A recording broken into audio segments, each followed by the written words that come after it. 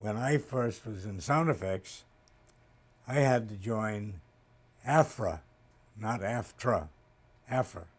I had to join a performers union, What did AFRA stand for? American Federation of Radio Artists, yes. So you signed up with them as an actor? Well, no, I was a sound effects technician, but they handled us in the beginning, and including in also in after too for a while.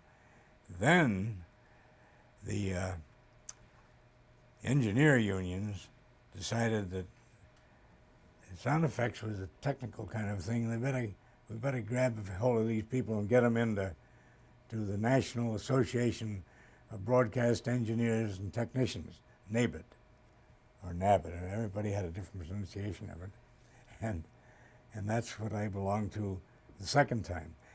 But when I belonged to AFRA, because you were in the Actors Union, we could do things like dog barks and cat calls and anything that you were adept at doing that would please the producer and the actor, you could do.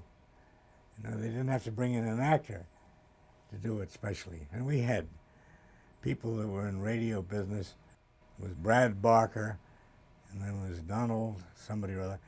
And on the third floor, which was a kind of an actor's lounge, the two of them on a gag someday in radio would get into a cat and dog fight right outside the studio or something, just to entertain each other, you know. So then later on, when I went over to the production facilities department in '48, you didn't have to belong to anything except you worked for management. And it was a funny thing. When you were in sound effects, you had to carry a gun permit, a pistol permit, to fire just blank cartridges. We had pistols and revolvers and everything, but they were all jimmied up so that they had a little gas port, and they couldn't fire any cartridges. But we had to have a pistol permit in the police department in the city of New York. And even after I left the department, I'd get this notice every year. Mr. MacGregory, it's time to renew your pistol permit. And I'd call him up and say, I don't need a pistol permit. I'm not in that work anymore.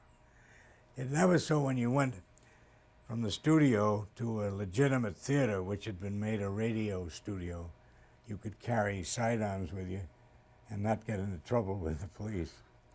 But it was awful funny about they think how particular they were then, and then through the years how not so particular they've gotten with firearms, although they're striving to get all of that ironed out.